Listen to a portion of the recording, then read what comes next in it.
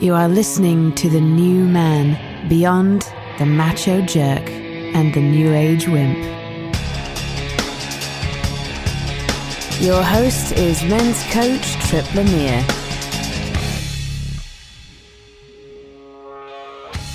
What do you do on a regular basis to escape reality? What's to blame for the crappy things that are happening in your life? And what can one man's journey through addiction teach all of us about our own hero's journey? We've all got addictions of some sort. We're all trying to hide our shortcomings from others. But today, Shane Raymer from Sober Guy Radio is going to share his story about addiction, having a powerful mindset, and creating a life in service of something much larger than himself. Welcome to The New Man. Today we're talking with Shane Raymer. He's the host of Sober Guy Radio, which is a podcast you can check out on iTunes and all the other outlets. And you can also, he's got a great website with tons of resources at thatsoberguy.com. Shane, thanks for being here, man.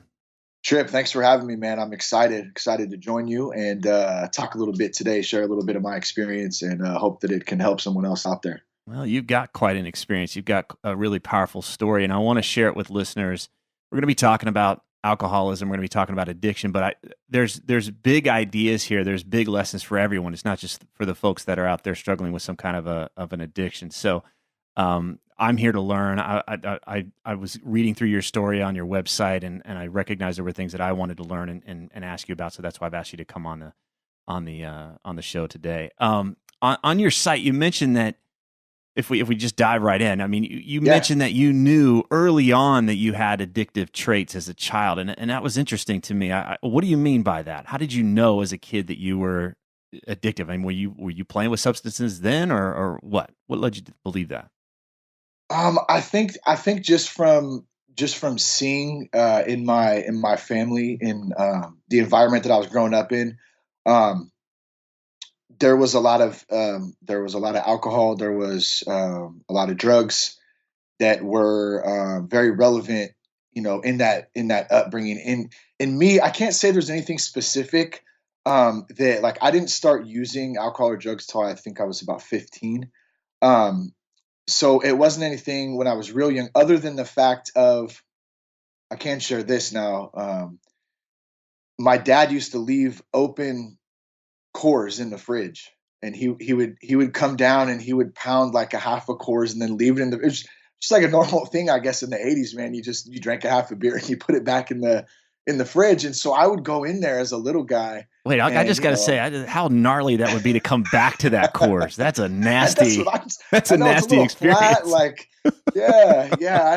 I don't know, man. That was Pops for you, man. He, okay. That's how he rolled, and so I can remember going in there and, and taking drinks off of it. And now, mind you, I wasn't trying to get drunk. I didn't really know what it was. I just know that this is what Dad drank. And so, I would try it out. And I think it was more of an internal feeling as I got a little bit older, that I knew that I enjoyed an escape from something, if that makes sense. Mm-hmm. And, at that, when I look back now, sugar, and I'm not an expert on food or anything. I'm not an expert on really much, but like the food and the sugar thing too was a really big thing, like soda, cupcakes, like all that stuff. And so candy, that was an addictive thing for me, even as a kid. Like I enjoyed a lot of that, and so that, I think that's the first thing that kind of sparked it, I guess. So you noticed, you're aware, I guess maybe in hindsight's 2020, that you were seeking substances to get into a different, to escape, as you said. Like, oh, here's a way to alter my brain right now, my experience. Well, I think too. And I can't really attest to being young, to knowing consciously what I was doing then, but I think it was a way to cope with an environment that was very unhealthy and very unpredictable. So it could go from everything is fine, 1 minute, to all hell breaks loose in the next minute. And that unpredictability of, being a kid growing up like that, it was stressful. Yeah. And I still Like talk what? about Like give me a sense of what when you say all hell breaking loose. What do you mean? just like, screaming, fighting, Mm. cops coming. The cops was in what was a it got to be a regular thing for domestic disputes. And like I always say this when I talk about this, because it's tough to talk about. I'm not knocking like on my mom and dad. Like I love them very much, and they loved. I have a younger sister too, and they loved us. But the point, I think, more, and what I really try to help people understand through my own experience is that they didn't have the tools to know how to deal with life, basically, with Mm. with a family, with kids, with work, with the stress, with financial stress. Financial stress was a big thing growing up. I mean, we grew up I grew up in apartments most of my life. We moved around a lot, pretty much in the same area in Solano County, up in Northern California. So we were between Napa, Napa, Fairfield, and Vacaville, basically. So, a general radius of like 45 miles, basically. But we did move around quite a bit, so there was no stability there in a sense. Of having that secure home environment. Trust me, there's kids out there who have it, 1,000 times worse than I ever had it. So I'm not trying to paint a sob story by any means. Well, what I'm getting But is that there's abuse, and then there's just also living in an environment where it's like, is something going to happen at any minute? yeah, And just like constantly being aware that the shit could hit the fan. That's a pretty big deal when you're a yeah. little kid and cops are showing up and mom and dad are screaming or whatever. But I like that you had that foundation, that you knew that your parents loved you, but still, it doesn't erase. I'm a little guy. I don't, I can't really take care of myself. I'm relying on these Yeah. people, and it's uncertain. There's just this a chronic sense of uncertainty. Is that right? Yeah, totally. And you just kind of spark something that comes to mind for me too. In living in that environment. See, I've kind of learned to take on this. I used to play the victim role for a long, long time, for most of my life, right? Till I got sober, it was victim mentality straight up. Um, this happened to me. This person did that. Why isn't this? This isn't going my way. That whole type of thing. But since getting sober and since learning, which I continue to do on the daily, some new tools to how to cope with myself, how to learn about myself, how to understand how I can just be a better person. You had mentioned being a little guy and not understand. But what that did for me was it forced me to look up to older people, to older guys, in particular friends, and watch them and try to pick out some healthy, at least what I thought was at the time, um, some healthy things, or some traits that I found relatable, I guess, and it helped me learn. So I've always been open to learning, and I've always been open to trying to better myself, I guess. Okay. Do you think that there's addiction across the entire spectrum of our culture? Do you think you would have become an alcoholic if you were raised in a different environment? Man, that's a damn good question. I don't know. I don't know if I have an answer to that. I know that I'm a firm believer that God puts us on a path. I think there's a predestined determination of my life. Mm-hmm. Going back to that, instead of playing that victim mentality, I've been able to shift that mentality and look at the things that went on in my childhood with my with that unhealthy environment growing up in. I've really been able to look at that as a positive now, which has helped change my outlook on life really as a whole, because I understand that I experienced that, so I can do what I get to do today, which is meet other people, talk to other people, share my experience, share my strength, my hope in helping other people understand, number one, that they're not alone in going through.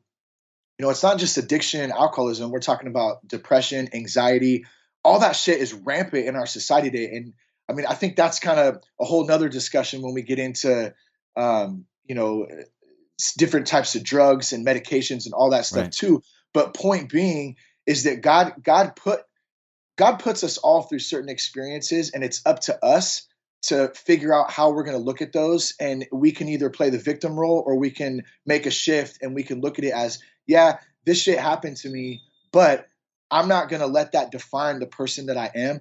I'm going to flip that and I'm going to use it to my advantage. And I'm going to go out and I'm going to either help other people. I'm going to do things in life that actually mean something. And, there's one quote that has always stuck with me from your show, man. And I can't remember which episode it was. But it was a great conversation. You might know. And one thing that you said that stood out to me, you said, I'm a powerful motherfucker and I can do amazing things in this life. And that statement right there is such a powerful statement. And I use it often because I think there is power in that I am statement and that power of thought. Wow. That's a lot of good stuff there. I want to come back. Thank you for that. And I want to come back to kind of your story here. I want to come back to this chronology because it's a hero's journey. And I think that those of us out there that are going through, we don't have to be alcoholics, but we can see ourselves in this story. So I want to come back and get back into this groove of the story. Yeah. You met Jess. What a great gal, by the way. She reached out to me when you had your 100th episode, and that was so cool. Thank you for doing that, by the way, too. I was so juiced. Just for the guys listening out there, she like did a surprise for Shane. Hey, got all these people to congratulate him on his 100th episode for his podcast, and then sprung it on him. So it was a lot of fun to play in that. But one of the things that you said was that you guys met early on. You've been together this whole time, but early on you said you didn't know how to connect unless you were drinking. And I can imagine there's so many other people that are in relationships and they don't really know how to connect unless they're doing something that's really not good for them. Like whatever it is, like if it's TV or, obviously alcohol or other substances or just things that are just not in their that bring out the best in them. And so I was like, wow, how many other people are in that situation? What did you mean by that? What did that mean for you when you said you didn't know how to connect unless you guys were drinking? Well, we didn't know true self. And so how can I connect with somebody if I don't know true self? If I'm using a substance or something, like you said, even TV, like to kind of zone things out and escape reality. What's true self? And when you say true self, I don't want to assume anything. So what do you mean by that? Well, I'm still trying to figure that out, number one. And it's a journey. I think if I'm continuing to grow, I'm continuing, I will never, I hope to be very close one day, but if I'm lucky enough to live, till I'm an old man, I hope to be continually learning about my true self and about who I am a little bit each day. At that time, Jess and I, we've known each other since the 6th grade. And so we were friends before we were ever, together. And we smoked a lot of pot together in our late teens and early 20s, which led into the mid 20s and up until I was 32 when I got sober, or 30, 31. So that time that we spent together, we had a lot of good times together. I mean, we did have some good experiences and stuff, but most of the time it was all based around drinking, smoking pot, and there were other drugs that became involved as that progressed, especially into our mid 20s. Okay. And so a lot of those experiences came at a level of, I guess, of consciousness that was, I was high. I can appreciate that. There's guys that I went to college with. I was like, I don't know if I'd hang out with these guys unless I was drinking. There's music out there. Like people purposely go to that concert and do drugs. Like, could you even listen to that music if you weren't on drugs? Like, this music sucks. So I think there is this layer of like, I can only function with these people or in these scenarios if I'm altered in some way. But and then there's the part of me who I really am that's bigger than my fears, that's bigger than this persona that I use to kind of navigate the world and defend myself. And but the difference for, I guess, I totally agree with what you're saying, but I guess the difference for me on that is let's just take the concert scenario for instance, right? Concerts, maybe it's a Friday night, it's a Saturday night, and you go out, you have a good time. Maybe you smoke a little weed, have a few drinks, maybe have a few too many drinks, but that's not affecting the normal person throughout their week, with their job or with their marriage or whatever. And for me, that's ultimately what ended up happening, is that I can't use it as a tool because I abuse it. if Mm, that makes any right. sense. And so it started affecting my job. It started affecting my marriage. It started affecting my life in general, where it got to a point where I couldn't go a day or a moment without either doing it or thinking about it, if that makes sense. And so I think for me that's kind of the difference. And so when I say that, I guess point being, like, if you're a dude out there or a lady out there, who can have a couple drinks responsibly and not, drive home, and it's not jacking your whole life up, then that's awesome. Like, alcohol is a tool, but to someone like me who can't really do that, it's a little bit different. Got it. Got it. I'm glad you kind of laid that in there and not demonize alcohol necessarily. It's I like that Yeah, not at all. distinction. Well, let me It's a ask you this. big So you problem. guys had your daughter in 2010, and then in 2012 you decided to quit. What had you quit then? I got like it was kind of a half. It wasn't really all in at Oh that yeah. time. So what was that? What happened in 2012, and describe that first time that you decided you were going to get sober.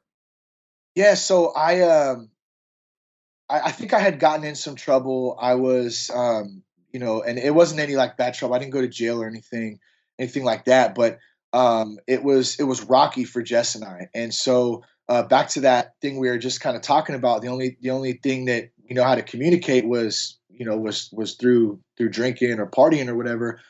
Well, a lot of the time when I drink, I'm not myself. You know what I mean? I call it that liquor courage. And so you know, arguments, doing stupid things, saying stupid things, that kind of stuff. And I think around that time, something like that had happened. We had a big blowout. We had many of these before, and at this point, she had had it, and I had had it too. I mean, I had known I had an issue for a while, but I just kind of the normalcy bias behind, especially drinking, because it's legal and it's just what we do, right, as a society. Right. Um, the normalcy bias made it really easy for me to justify. Well, that's what all my homies are doing that. It's just what I do. It's part of it. I got it. I still got my job. I'm still taking care of business, somewhat, which, uh, you know, so I had decided, like, okay, I'm going to quit. I'm going to give this thing, a shot. And I went back and forth. Like, I would quit smoking weed for a week, and then I would just drink, and then I would just drink, and I would quit smoking weed for a couple weeks. Right. It would go back and forth trying to figure this thing out. And I think I had quit at this point for maybe 20 days, if I remember right. And my buddy Seth, who has been instrumental in my recovery, one of my best buddies, he's been on the show quite a few times, and he really set the tone because we've known each other for a long time. And he got sober, I think 2 years before I did. And I went to him because he was the only one I knew out of any of my friends that had quit. And I said, hey man, I think I might want to quit. I didn't say that I had a problem at this point. Just said I think I might need to quit. And he took me to a 12-step meeting, and I can remember going in and thinking, well, I'm not really like any of these people, and my problem, it's not as bad as that guy or that girl. And so needless to say, to make a long story short, because there was a lot I think that went on even in a short period of time. I went to an A's game, and I had decided at that point too that it wasn't smoking weed that was my problem; it was drinking, right? And so they were passing the blunt around I'm sorry, it was a Raiders game in Oakland. They were passing the blunt around, and I told Jess, I said, I'm just gonna hit it a couple times. Alcohol's not my problem, or weed's not my problem. Alcohol's my problem, so I can get high, right? Well, just that in that moment, within a couple days, I think it was New Year's, we were sitting there, and Jess and I were still having issues throughout this time, right? And Sure. so I said, "Damn, we're still having issues. Like, alcohol is obviously not the problem here. So I'm just going to go ahead and start drinking again." So Oh, I so think it was like on you New had quit Year's. you had laid off the substances and then realized, wait, now all of my problems are still here. So Yeah, it must not be yeah. the alcohol. Yeah, which is completely asinine because back to my further point, like, it's a me problem. It's not alcohol. Like, and that's what I think the misconception is between, like, people who have a really tough time admitting they have a problem because they want to blame it. Well, I can't say they. I got to speak for myself. I wanted to blame everything on alcohol and drugs, But that wasn't the problem. It's a me problem. Alcohol and drugs is the tool that I use to cope with shit. And we have many tools. Many people use food. They use sex. You mentioned TV, social media. All those types of things are encompassed in escaping reality. And so if I'm not dealing with self with my own issues and I'm not finding tools to deal with that stuff, I'm going to turn to those types of things. So that's ultimately what led to, if you want to call it a relapse or going back But into. what I'm getting about that relapse was that you had justified it with like, well, wait a second, these things aren't the problem, so I might as well just go back Yeah, and use them again. You didn't see that they were contributing at all. You just were like, fuck it, I'll just go back to using. yeah, exactly. I'm just going Okay. to go back to this because nothing's changing anyways. And the problem was is that I wasn't changing. I wasn't doing anything Mm, to change. So yeah, okay. that led me right back into drinking, which, gosh, was another year or two where it just got the worst that it had ever been. Well, that's just a powerful thing. I want to, that's one of the things where we go on this thing and we think if we just, kind of show up, that'll be enough, right? But we don't realize that's the starting line most of the Yeah, time, and that's kind of this amateur approach. You called it a victim mentality, which is like, well, all I got to do is this, and then something else is going to take care of everything for me, and it's an unconscious yeah, process. But a lot of us think that that's it, that we've done the hard work, and it can be pretty deflating when we make that first shift and then realize, oh my gosh, I'm just at the starting line.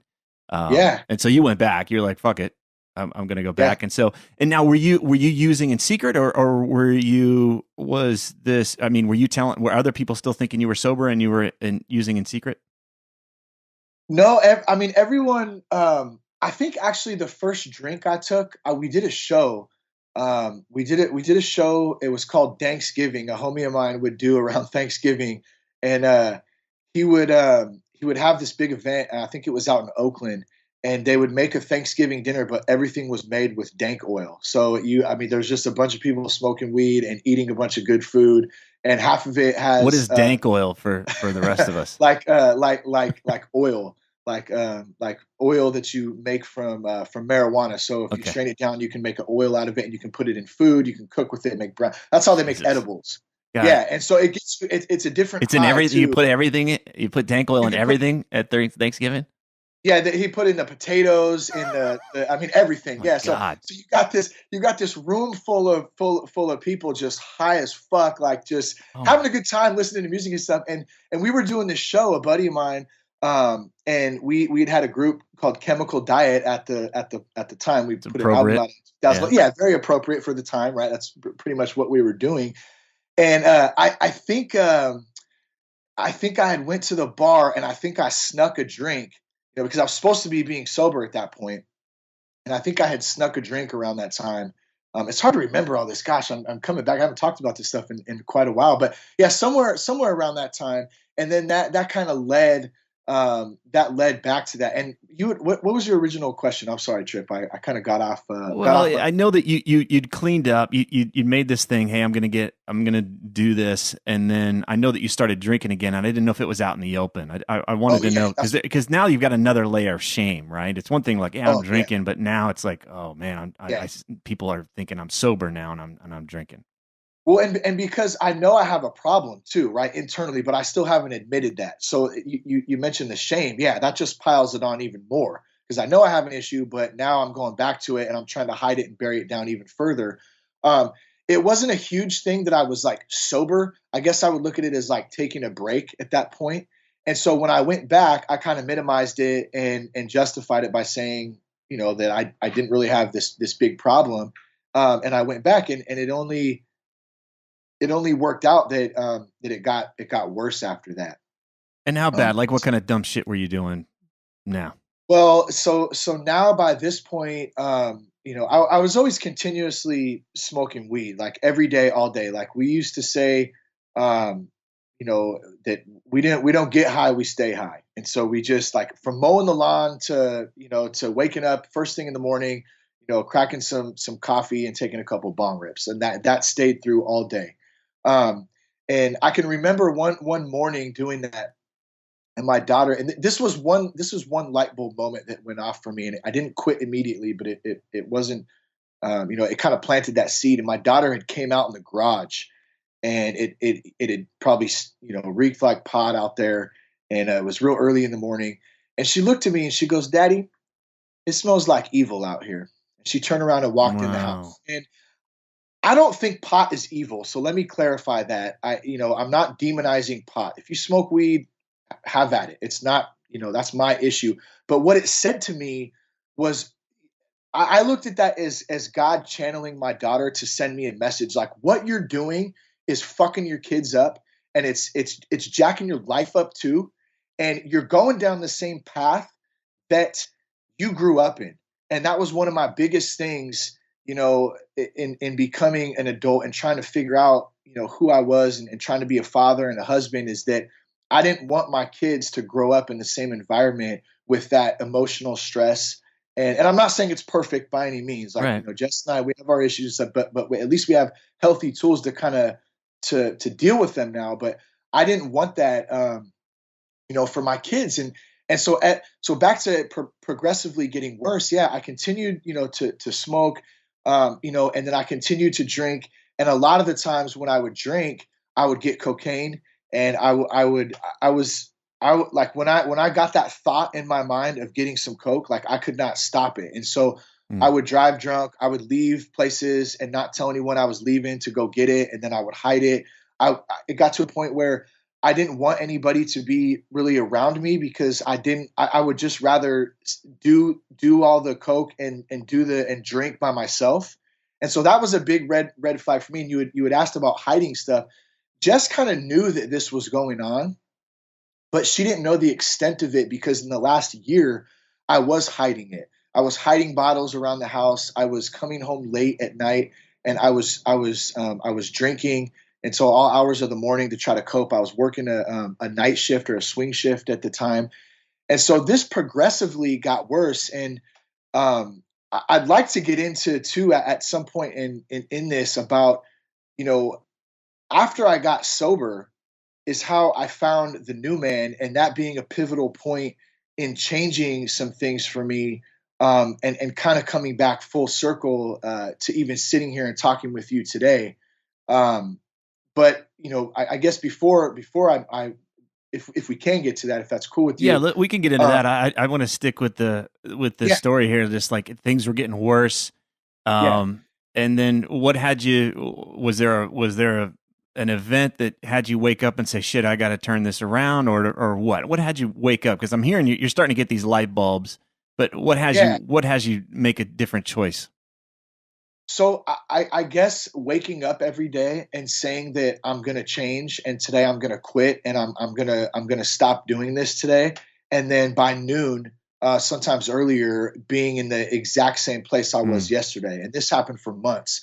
And so when we Well, I talk want to about underline that, right? Because it's not like, oh, this is going to be the day. You actually, that was part of the process, was to yeah, have these kind of false starts, but you were trying. yeah, That was different than I don't have a problem. It's like, okay, now I'm going to stop. But you even did that for months. You said, yeah. So that's a great point, because yeah, I did realize that I had a problem after, probably for a serious problem for probably 3 to 6 months, up until I finally admitted it to Seth and to Jess.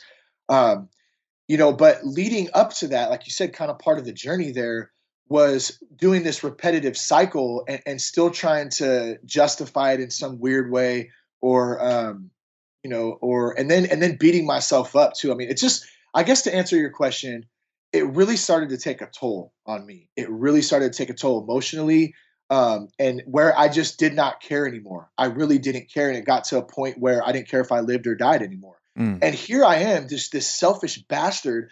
Like, God's given me all these beautiful blessings, like my daughter, my wife, who's a good woman. I have a decent job at the time. It wasn't the ideal job for me. I was really struggling with that because I was working nights. And so it was really tough. It allowed me an opportunity to really isolate myself, because I was working nights. I was on this odd schedule. And so it really just started to beat me up inside. And I saw, like, I literally had, this vision of my life of either just ending up dead, or like I had this feeling that kept coming back to me, that was telling me that something really bad is about to happen to you if you don't change. And that was it wasn't just like some random thing.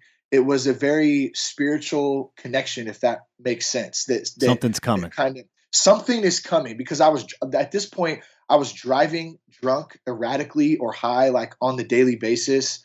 You know, yeah, it wasn't a good time for sure. It was a very dark time. And so, you know, I'd finally just had it, and I was really willing, like they say in the 12 step, like willing to go to any lengths, to stop.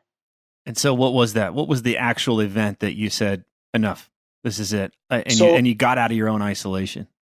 I had kind of threw it back and forth for about a week or two about how I was going to tell Jess and how I was going to admit to it, because I knew that if I was going to seriously do it, I was going to have to go to rehab, because I'd already tried times before by trading off, and like we talked about earlier about quitting, you know, for a few weeks and then going back. So I knew I was going to have to go away, Mm. to a treatment facility, and that scared the shit out of me, because number one, like who wants to go do that, right? And number two, I'm gonna have to leave my wife and my 2-year-old daughter at home by themselves, and like, am I gonna get fired from my job? How am I gonna pay my bills? You know, all those types of things.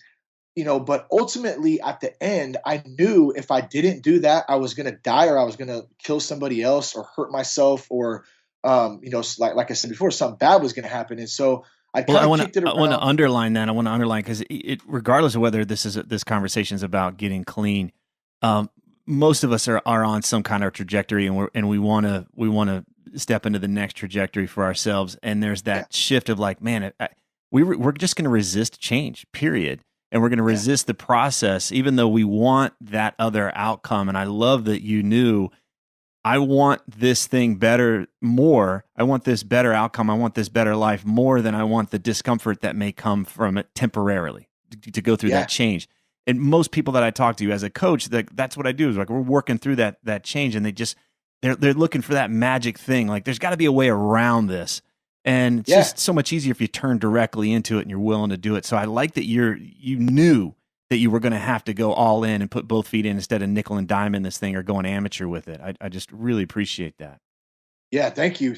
And I think that part of that process was finally admitting, you know, that I have a problem. And so back to your question, I went to the spot that Jess and I had always went to have some drinks and to kind of relax and sit out on the patio, and that was how we knew how to talk about things and communicate. And I think I had like a a cup of vodka with a tiny bit of orange juice in it, and I knew at that moment that that was going to be my last drink. That's it. I had no fucking doubt in my mind. That's Wow. the oddest thing to me. Yeah, it was very powerful and Was there remorse? very Like, oh man, I better enjoy well. this? Or was it like, no, I'm done? It was kind of both, but it's hard because for somebody who, whatever tool it is that we use to cope with stuff, like for me, alcohol was the main one. That's why I kind of identify as an alcoholic, even though I had you know, an issue with substances and drugs too. Alcohol was always at the foundation of it. Um, I was giving up that crutch. Like, how am I gonna have fun now? Mm. How am I gonna live? How am I gonna communicate with my wife now? How am I gonna be me? Like, that was who I identified through, was through, I was, you know, like, I was never a bad drunk. I wasn't an asshole. I mean, I got in a few fights and stuff here and there, but I wasn't like I didn't get in a whole bunch of trouble, which made it easier to justify. I was a you know, pretty fun dude. Right. And and so now I'm giving up all that. How is my family going to look at me? How is, you know, my friends going to look at me? What are they going to think? What are my drinking buddies going to think? And I you know, might but at that lose. I'm going to lose. I stand to lose everything I've already got if I'm going to point, step into this next thing. but like I said before, it hurt so bad, and I was so tired of it, and I didn't want to see my daughter. And now I have a son, you know, and so at that point, I didn't want to see, you know, my family. You know, I didn't want to hurt them anymore, I guess. Hmm. And so I basically I downed that drink, and I just told Jess, you know, I just said, Jess, there's something I got to tell you, and you know, I have a problem, and I think I'm an alcoholic, and I need to go to rehab.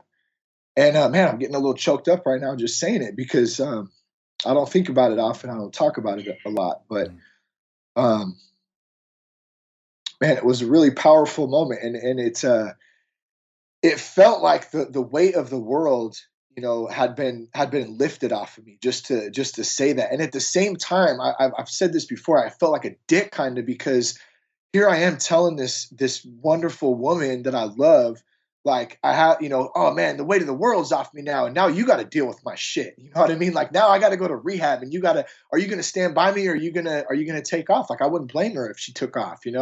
Like you have to go through all the shit, but she didn't, and she said, she said, okay, well, what do you think? Do you think you need to go to rehab? Like, you really need to do that? And I said, yes. I think if I'm serious about this, and I want to change, like I want to be a better man, a better husband, better dad.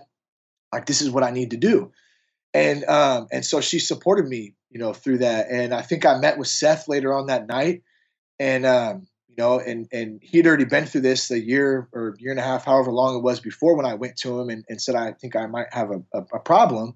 So he knew that it was coming back Right. again, and he wasn't really shocked, but he said, hey, I'm glad that you're here. You're not alone in this, which is an important thing for anyone out there listening. Mm-hmm. Like if you're struggling, or somebody who's struggling, like you're not alone. I know it's tough to talk about, but you're not alone in this. And he kind of gave me that peace of mind, like you're not alone. Like I've been through this. There's others out there, so you can do this too. And so that was kind of the path that was set.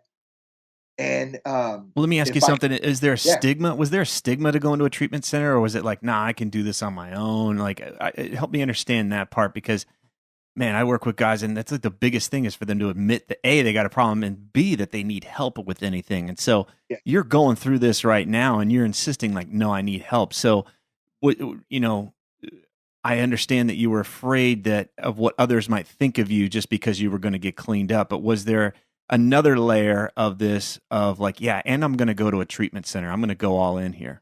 Yeah. Yeah, totally. I mean, because who wants to ask for help, especially as a dude, right? We think we got it all together. We think that, we come from this like, this kind of status quo, I guess, that we're supposed to be tough and not show emotion, and we don't communicate. We just put our heads down and get shit done. I think that's a really old school mentality, and I think there are good components to that. So don't get me wrong. Like I'm about being a man, but I think there's another side to that. That if we're not opening up and learning about ourselves, and trying to be open and talk about showing weakness, I guess, because yes, there's a huge weakness and there's a huge stigma around addiction, around treatment, around just saying, hey, I went to rehab. Like that, who wants to announce that, or say, I mean, it's not like I go around announcing I went to rehab, but if it comes Dude, up, you're and called the obviously, sober guy, man. exactly, yeah. Well, here's a great point to this, Trip, is that there is power in vulnerability. There's Yes. power in weakness. And it talks about that in the Bible. I think it's Paul who says it, for when I'm weak, there I'm strong. And so when we can get to a point where we can admit to this, whatever it is that's hindering us, if it doesn't have to be addiction or anything, there's usually something that can stop us. Maybe it's a past bad experience. Maybe it's a traumatic experience that we experienced that we haven't dealt with. Getting to a point and being able to accept it, and to start coping with it and dealing with it and talking about it, that's the first step in change, and being able to move on to that next level. You talk about the hero's journey. I mean, that's the first step in that. Right. That's the separation. That's the split from the ordinary world. And now, all right, so you go to this treatment center, is it all, roses and unicorns and rainbows at this point? Or, I mean, what was the process like for you? I'm just imagining, even like on a neurological level, after baking your brain in these chemicals, what your brain has to go through to clean up. So I'm just like, what was that recovery process like, if you, in a nutshell, basically? Yeah. Yeah. It's, you're right. Your brain and your body and everything kind of has to defrost, and it really has to clear. And that takes some time. I mean, I think they say it takes about a year for that to even, fully get to a spot where like you're pretty clear after that many years of, doing it. Um, And so going in there, it was Azure Acres, phenomenal place. It's in Sebastopol, California. It's where Seth went. And so I kind of had an advantage, I feel like, thanks to him, in knowing that he had already been there and been through it. We ended up having the same counselor, James Cantor, phenomenal dude. And, you know, I remember walking up there. I had my guitar with me, and I had a bag, and Jess and Seth took me there. And, I was ready, though. I was ready. Mm-hmm. Um, and walking up there was kind of surreal, I guess. Even though I was ready, I was like, I can't believe, like, how did I get here? Mm. You know what I mean? How did going from a kid who loved baseball growing up, I played ball all my life. Was a pretty damn good kid. Wasn't perfect, had a wild side to me, had a self-destructive side to me, but pretty good dude.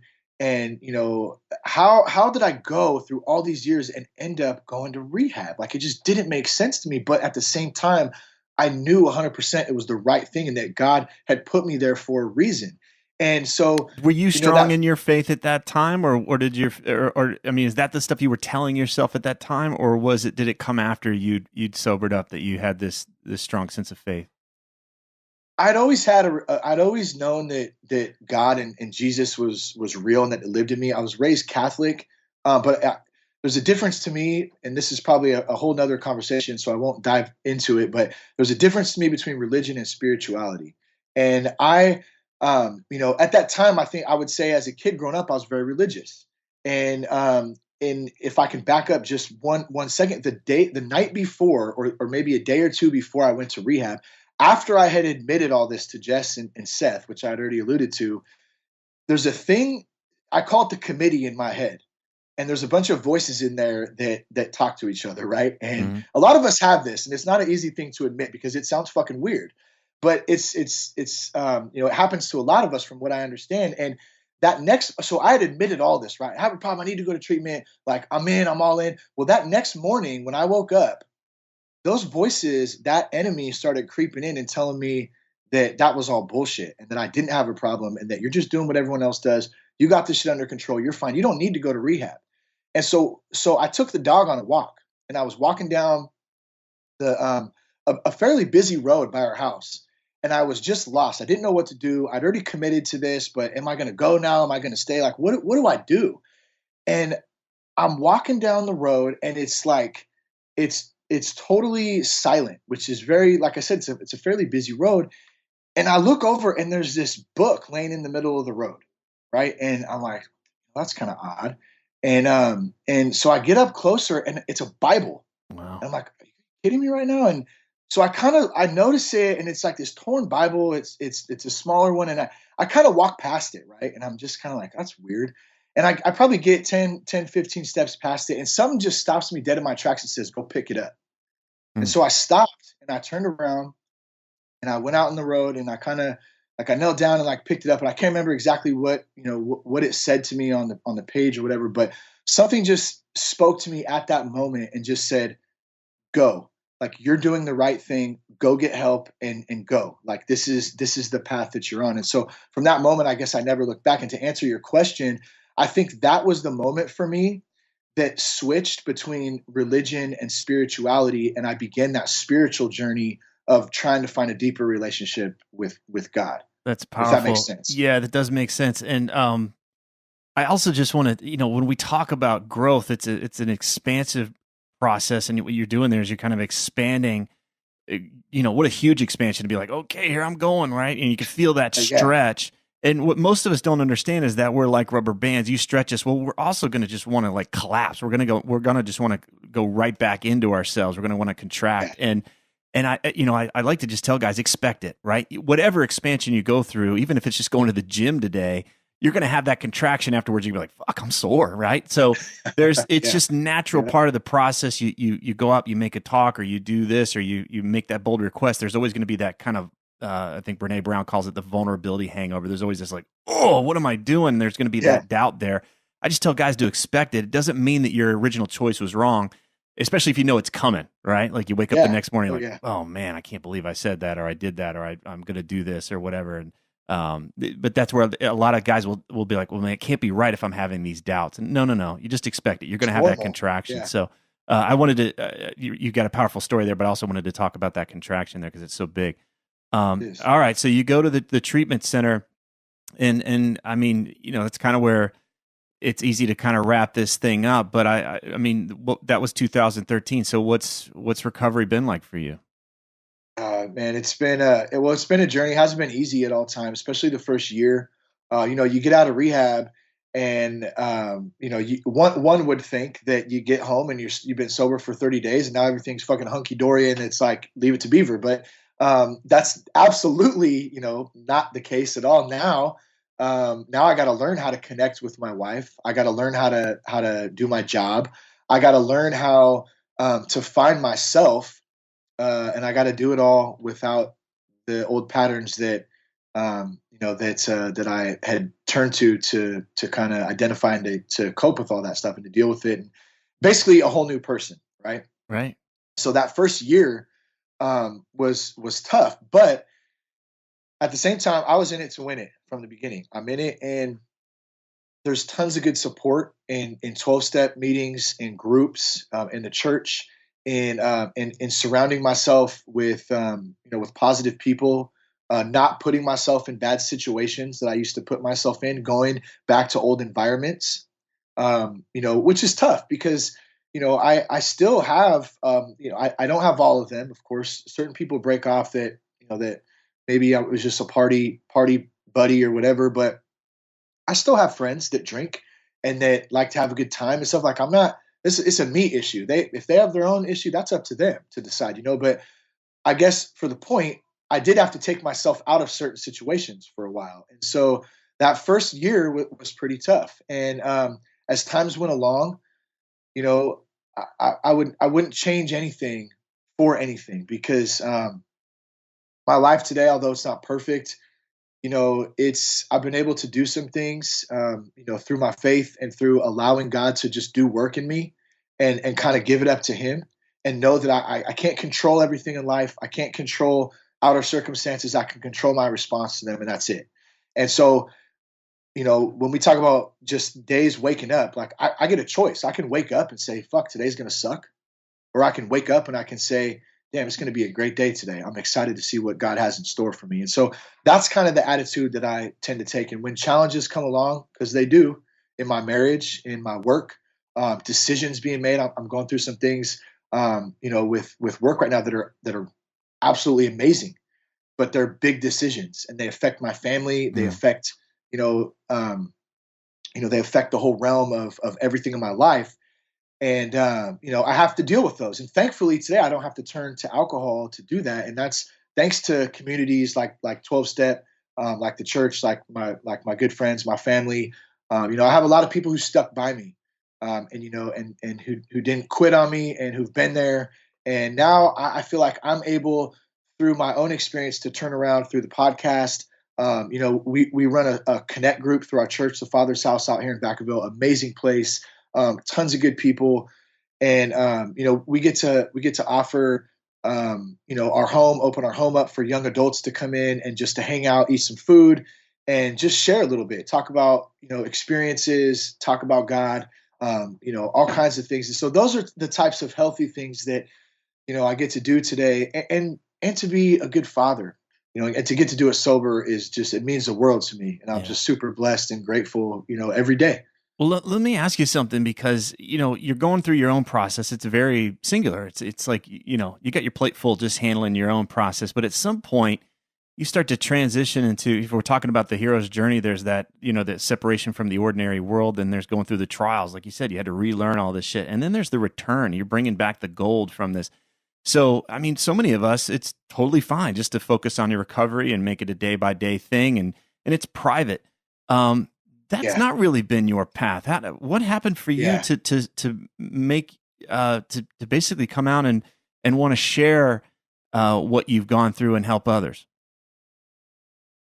I've always had this love for media, for music. Like I said, I was a musician, so I was in bands and did a bunch of shows and recorded a couple albums and just always had fun doing that. But there was always substance involved in it, right? And so I kind of touched on this earlier, and I hope you don't mind. But I was at work, and this was like a few months. I still had to go back to the job in the mailroom, working swing shifts, and I was having to stay sober when I went home, and I was having to do all this again, and there was a lot of stress and a lot of pressure. And my buddy Justin called me up one day, and he goes, "Hey, because I did a pretty monotonous job, and I could put headphones in and I would listen to radio. I'd listen, to music, that kind of stuff. And he goes, "Hey, check this podcast out, The New Man." And I said, "Okay." And so this one night I happened to be there working, I was doing my thing, and I threw The New Man on, and it was the episode with Greg Long. And, dude, something in that just changed me that night. And I heard Greg's story. I heard the way you conducted the interview with him. There was something very powerful. Obviously, he's got a phenomenal story. He basically died and was brought back to life. Right. Big wave surfer, like super, super cool story.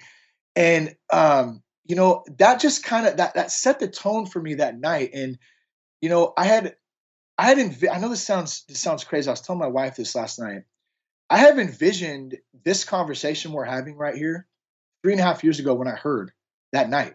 I envisioned myself talking with you and sharing my story and being able to offer, through some of the shit that I've been through in the hopes that it would help somebody else out there. And so that power of thought, that's happened it's happened a lot.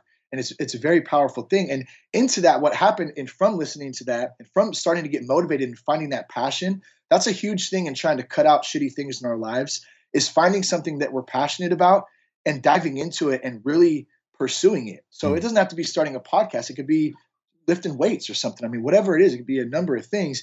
But I found that, and like a few months later, I literally sat up in bed one night, and my wife talks about this, and she kind of laughs, and I said, "Hey, I'm going to start a podcast, and I don't know how the hell to do it, but I'm going to start one, and I'm going to just talk about my recovery and my experience, and it'll help keep me sober, because I feel like I'm going to enjoy to do something like that. And if it helps someone else out there, then awesome."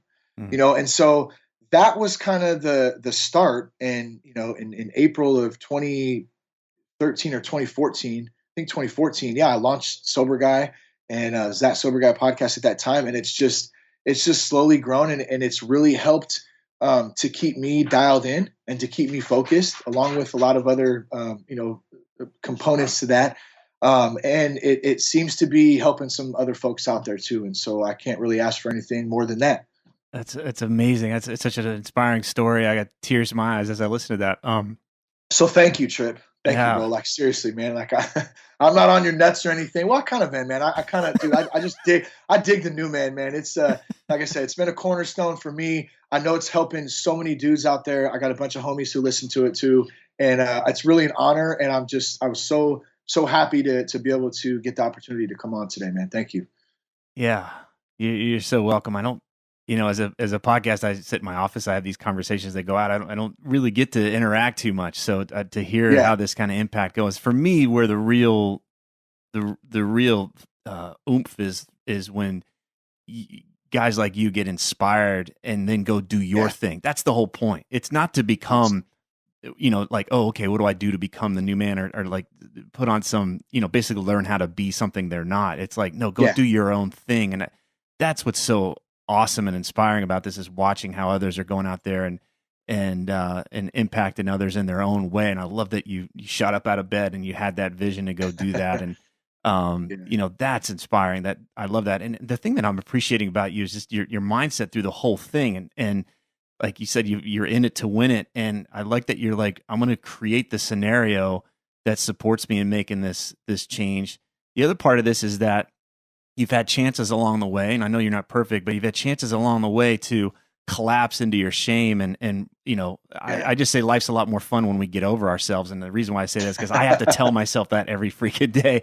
So it's just like, when we get over ourselves, it gets a lot more fun, and you're able to make this return in the hero's journey and start to deliver the gold and help others along the way here. So, man, it's just, it's inspiring stuff. And I'm really happy for you. I know it's not easy. I know it's a day-to-day thing for you. And I just like how you've designed things to set it up to just put the wind at your back that much more. Yeah. Thanks, man. Yeah. And my sponsor buddy, man, he's a great dude. He reminds me of that often. He says, "Man, you ain't shit." You ain't shit. Remember that. And so, if I keep that humble and that, that mentality, because I'm not, man, I'm here to do God's work. And if I let him guide me through the day, man, I don't have a care, in the world on a normal day. You know what I mean? I just let him do his work. And it tends to make things a lot easier that way. Because when I try to do it, man, dude, I can jack some stuff up sometimes. Well, it's great. I mean, you've also got a balance here of recognizing that you're in service of something much bigger than yourself.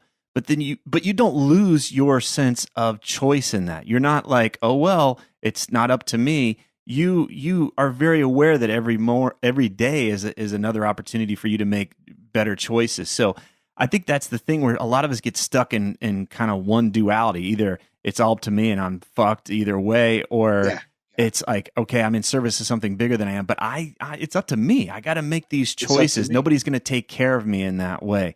I love that integration there, and that's hard for some people to grasp. They do think that they're waiting for something to come along and save them or rescue them or make it better, or if they have problems, it's because of some other thing. You've got a real handle on this integration of what you're completely responsible for. I like that. It's inspiring. That personal responsibility, man. That's it. Yeah. Thank you. So you were in the mailroom, at your job. Are you still in the mailroom? What's going on there? So, man, it's crazy, man. I still can't believe it till this day sometimes. But I think that goes hand in hand with that personal responsibility piece we touched on. I'm the only one that's going to do something for me. Like there's no magic fairy that's going to come down and sprinkle that magic dust on me and make my life beautiful and have it flow out the way that I want it. Like I got to get after it and I got to make some choices in that. And what I did was I still work for that same company. It's a Fortune 500 company, huge company out of California. And, about a year after creating Sober Guy, I went to them and I pitched this idea to them that look, we could use podcasting as a communication platform for our call centers. And so I knocked on some doors for about 6 to 9 months. And I finally ended up getting a meeting and, sitting down and putting a project proposal together and here's how we could do it. Here's the cost analysis of it, the whole 9 yards. Some shit that I didn't even know how to do it at the time. Really, YouTube is a phenomenal thing, right? You can learn anything on YouTube. And if you add your own little spices, and I liked Don Miguel Ruiz Jr. I listened to on your show a while back, how he's talking about making the recipe. You practice, and you can dip your own little things in. Well, that's kind of what I did. I just learned as I went, and I created this, this platform of this podcast and for your job, for the company you work for? For my job, for the company. And they ended up taking me on, so I got out of the mailroom eventually. I actually was in customer service at the time. So I got out of behind the desk and I started doing podcasting, traveling around, interviewing different people in the company about process changes, a little bit about EAP and mental health, which was awesome for me because obviously that was very sentimental to me. Mm-hmm. And this whole combination of things and what's happened since then, that was almost 2 years ago now. I don't think that anybody thought that it was going to do as well as it's done. But now what's happened is it has branched out throughout the whole company. And so now at the corporate level, at the exec level, they're making their plans around the podcast platform to utilize it as part of their communication plans. And so now I'm doing that internally. And not only that, our company serves everybody in California. So I'm always weary about saying the name of the company. I don't know why. But I think I'm going to kind of stay true to that. But we serve, the communities all around. And we're talking now about taking, this out to the public and being able to give them little pieces through a podcast about how they can, better utilize our service and that type of thing. So it went from this idea in the mailroom, to what I do for a living now and other opportunities that are coming through Sober Guy actively right now, that I can't even believe beyond my wildest dreams. So I love it, man. That's bold too. I love it. It wasn't like, oh, I asked once and that was it. You said you stuck with it for months and you kept on it. Man, that's it. That's the mindset, man. You like a dog on a bone, baby. Like you just got in there and you stayed with it. And oh man, God, we could put that in a bottle and man, that's it. I mean, that's of happiness. I'm constantly pursuing that shit. Well, it's there. I mean, I just love that you're going for it, man. I'm so glad you cleaned up. I mean, it would. I'm just bummed. Like, how many people are sitting on the couch wasting their lives away when they could be doing really cool shit like you're doing. So I'm so grateful you've been doing the work on yourself so that you can go out there and have this impact on others too. So I know there's a guy out there that's listening to this and he's shitting his pants a little right now because he knows we're talking to him. And I'm getting like life's a lot can be a lot better for him. What are the resources that you can point him to? I know you got a ton of stuff on your website. How can we help him out? Yeah, you can go to thatsoberguy.com. There's resources on there to reach out. You can contact us through there. I'll give out my email. It's sobriety@thatsoberguy.com. If you want to shoot me an email, I'll do my best to answer it. But I always answer every email back in as timely fashion as I can. Reach out to somebody. You're not alone, and there's no weakness in it. I can tell you that right now. If anything, it's going to make you 10 times better in the long run. And just talking about it and getting the things off of your chest. So you can go to thatsoberguy.com. We also, great resource. We have a private Facebook group. It's called Sober Guy, Sober Girl, and you can request an ad on there. Just search it out on Facebook. And I think there's over 500 men and women in there from all over the country, and even quite a few from the world that are in there actively, posting, thoughts and answering questions and laughing. I mean, it's important to have some fun too. Like I'm the first guy. Like I want to have some fun. Like this shit's not all doom and gloom. Like it's a phenomenal, amazing thing to live a life where I'm not a slave to an addiction, and so you can do that at the Sober Guy Sober Girl group, and then I think we're at 5 Sober Guy at 5 that Sober Guy on Twitter, and I think that's it, man. Man, I would be happy to answer any questions or help in any way I can. Okay, thatsoberguy.com. Go there. I imagine all these resources are there. Shane, thanks so much, man. Much love to you. Much love to your wife, Jess, too. I appreciate you coming on here and being vulnerable, like sharing this story.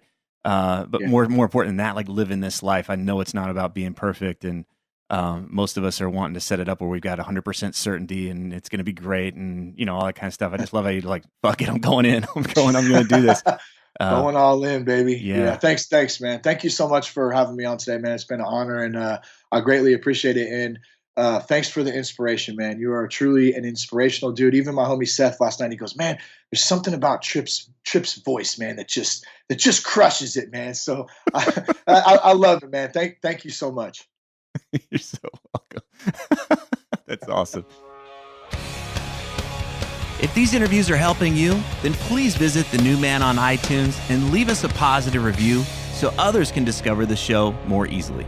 Thanks for listening.